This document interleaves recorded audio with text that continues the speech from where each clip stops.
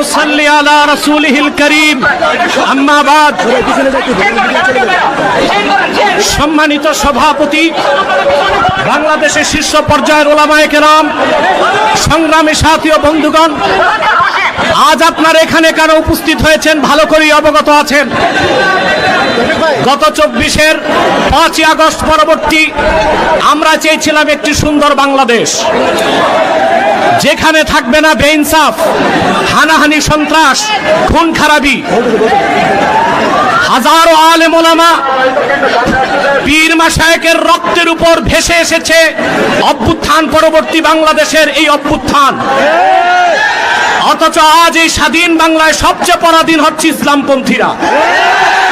তাদেরকে জঙ্গি তকমা দিয়ে পরাজিত পতিত ফ্যাসিবাদী সরকারের ভাষা এখন শোনা যাচ্ছে বর্তমান সরকারের কিছু দায়িত্বশীলদের মধ্যে। যেভাবে 16 বছরের ফ্যাসিবাদ ভেসে গেছে, আরেকটা বিপ্লবের তরে মার্কিন দালাল যারা বাংলাদেশে মার্কিন এজেন্ডা বাস্তবায়ন করতে চাও তারাও ভেসে যাবে। প্রিয় ভাইরা, আপনারা দেখেছেন জাতিসংঘের বিতর্কিত মানবাধিকার কমিশন ঢাকায় কার্যক্রম শুরু করেছে। আমরা এটা চাই নাই। পৃথিবীর 16টি যুদ্ধ বিধ্বস্ত রাষ্ট্রে জাতিসংঘ মানবাধিকার কমিশন কাজ করে। আমার প্রশ্ন, বাংলাদেশ কি যুদ্ধ বিধ্বস্ত না স্বাধীন বাংলাদেশ? তাহলে এখানে জাতিসংঘের মানবাধিকার কমিশন কেন? তাহলে বোঝা যাচ্ছে মার্কিন দালালরা বাংলাদেশকে যুদ্ধের দিকে ঠেলে দিচ্ছে। এক সাগর রক্তের বিনিময়ে হলেও 55,000 বর্গ মাইলের বাংলাদেশের কোন 1 ইঞ্চি জায়গায় মার্কিন আগ্রাসনকে প্রতিষ্ঠিত হতে দেওয়া হবে না, হবে না। প্রয়োজনে সাইফুদ্দিন কুতুস, রুকনুদ্দিন বাইবার্স, শাহজালাল ইয়ামানির উত্তরসূরির আরেক দল দেশের স্বাধীনতা রক্ষায় সশস্ত্র বিপ্লবের ডাক দিতে বাধ্য। আমি বলে থাকি, জাতিসংঘ, United nation is nothing but A Christian club. জাতিসংঘ মুসলমানের পক্ষে কখনো কাজ করে না। অমুসলিমদের অধিকার রক্ষাই তাদের কাজ। গাজাতে বছরের পর বছর নিরীহ মুসলমানকে হত্যা করা হচ্ছে, সেখানে মানবাধিকার কমিশন কেন না?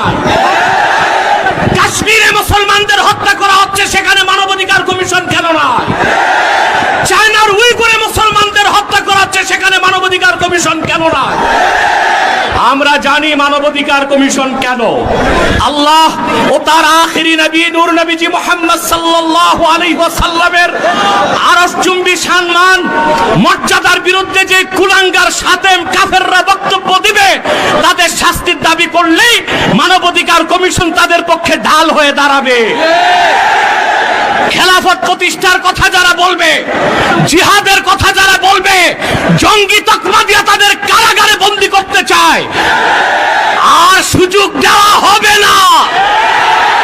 কোন একজন আলেমকে জঙ্গি তকমা দিয়ে জেলখানায় ঢুকালে জেলখানার ইটগুলোকে একটা একটা ছুটিয়ে দিবে বাংলা।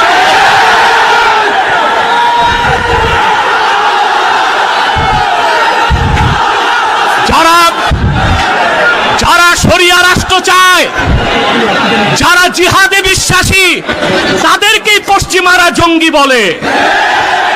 আর যারা বুলেট নয়, ব্যালটের পূজারি, ওইসব পীর আর মৌলবীদেরকে পশ্চিমারা মডারেট মুসলিম বলে। তারা মডারেট মুসলিম না, মুনাফেক মুসলিম। প্রিয় ভাইরা, জঙ্গি শব্দের উৎপত্তি কখন থেকে? টুইন টাওয়ার হামলার পর থেকে পশ্চিমারা প্র্যাকটিসিং মুসলিমদেরকে প্রশ্নবিদ্ধ করতে, জিহাদের বিরোধিতা করতে জঙ্গি শব্দ আমদানি করেছে। আর পশ্চিমাদের পাঁচাটা গোলাম প্রথম আলো কর্তৃপক্ষ এই জঙ্গি নাটকের পক্ষে তাদের বুদ্ধিভিত্তিক সহযোগিতা করেছে।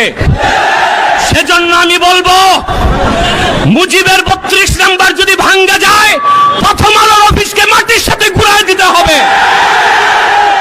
এটাই বাংলাদেশের আলেমদেরকে জঙ্গি তকমা দেবার ন্যারেটিভ তৈরি করে।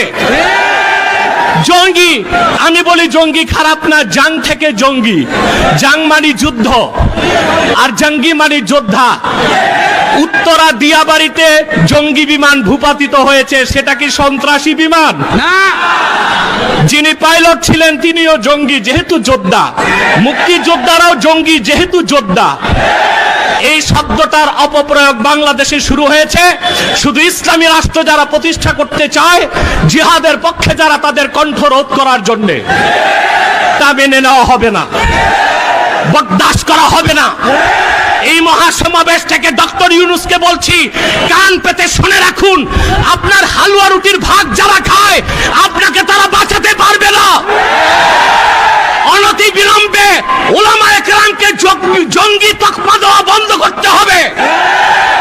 যে সমস্ত নির্যাতিত আলেম কারাগারে আছে তাদেরকে মুক্ত করে দিতে হবে।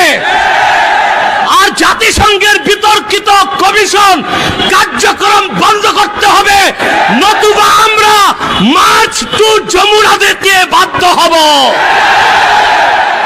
আর অন্যান্য নেতৃবৃন্দ আছেন, তাদের বক্তব্য আপনারা শুনবেন। আমি আপাতত বিদায় নিচ্ছি, আপনাদের সহযোগিতা চাই। পিছনে যারা আছেন এখনো সামনে জায়গা আছে, আপনারা যেতে পারেন। আর একটু ফাঁকা করে দাঁড়ান, নতুবা হিট স্ট্রোকের সম্ভাবনা আছে। একটু 2 হাত পিছনে চলে যান, মিডিয়াকে সামনে আসার সুযোগ করে দেন। ওয়াখির দাওয়ানা আলহামদুলিল্লাহি রাব্বিল